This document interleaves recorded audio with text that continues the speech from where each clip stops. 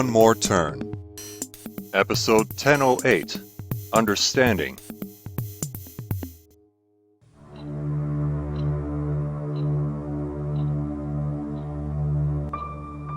I get that you're, again, in love with the idea of bringing down Carson, but that's more because of how he's been treating you lately than anything else.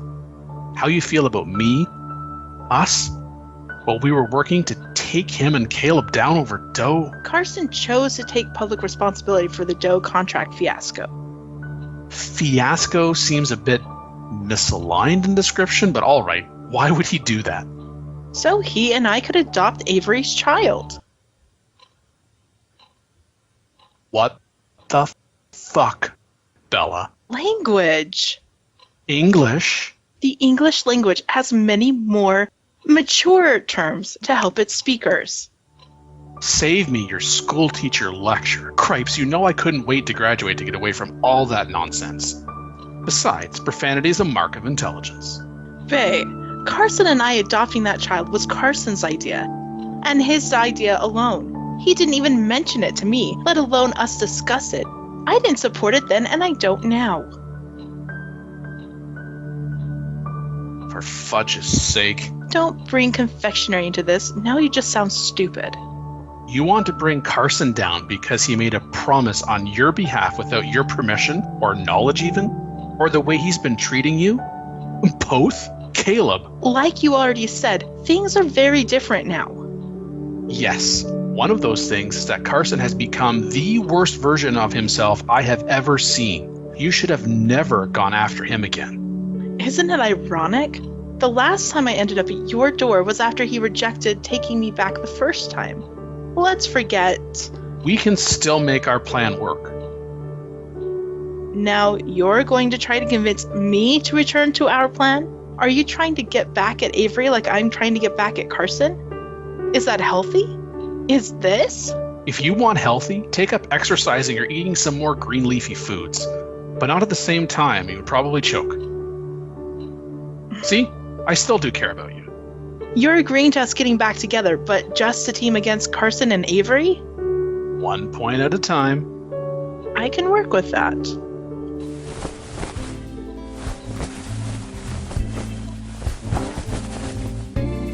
I know you can. Kindly remove your hand from my thigh.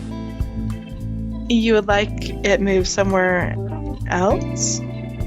Yes. To yourself. Really?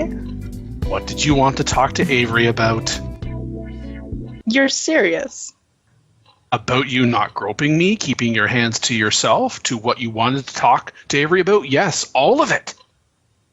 A personal matter.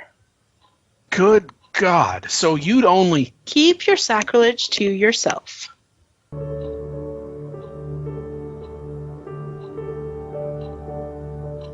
Okay. As I was saying, you'd only tell me if you broke lawyer-client confidentiality? Faye, how dare you? Quite easily. As you heard me tell Avery, truth is the first and best defense against defamation. Why did you tell her that Riley had left town and didn't plan to return? She told me, accidentally mind you, but she told me. How would she even know? So she told you that. She told you something.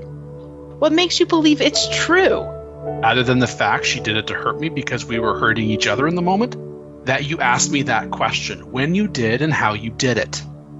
I learned about it at the same time I learned about somebody else leaving town and not planning to return either.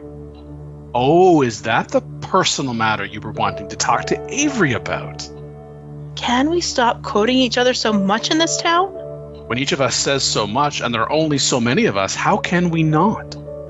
Maybe the question should be, may we quote others, and then maybe we wouldn't. Or maybe we'd be less civil and do it anyway.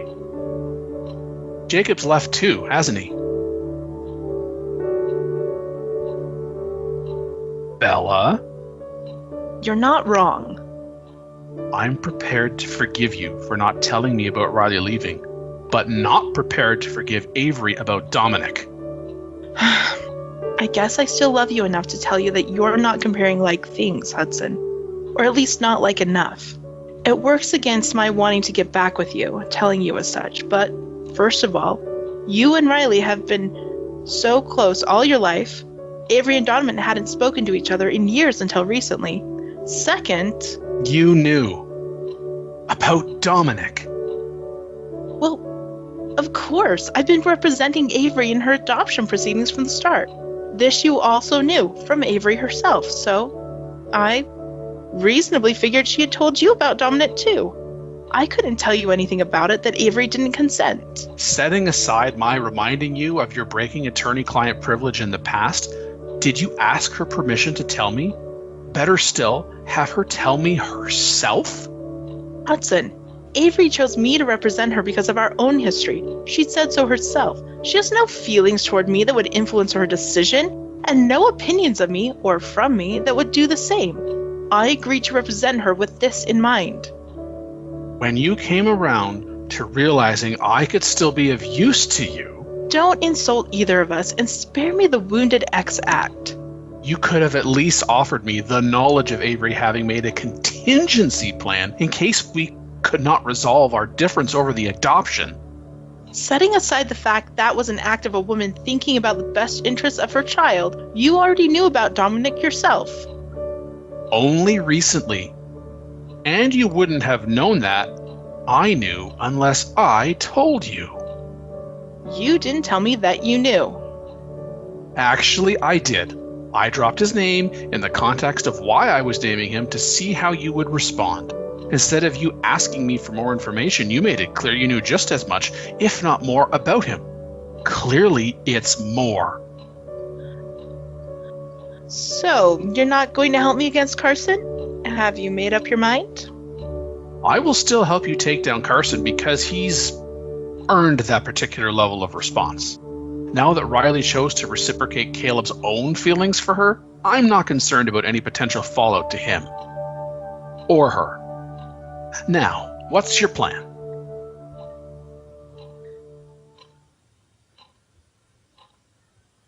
You mean what's our plan? Yes, I don't have one, and I'm asking you for ideas. Ones that don't involve the Doe contract.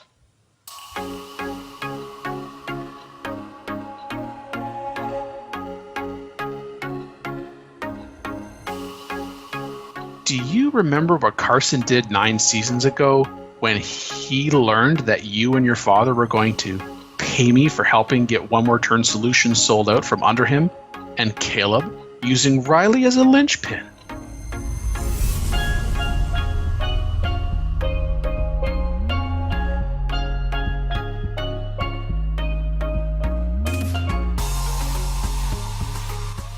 One More Turn. Written and created by Daniel Dan Q. Quick. Edited by Dark Cloud. Directed and produced by Daniel Dan Q. Quick. Characters in order of appearance. Hudson, voiced by Daniel Dan Q. Quick. Bella, voiced by Annalie Cardamandua Barney.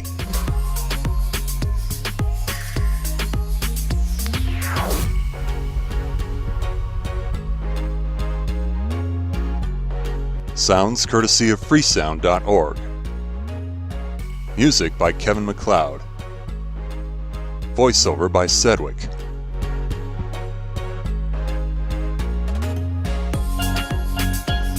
Visit the One More Turn website at onemoreturn.net. Copyright Civilized Communication at civcom.net.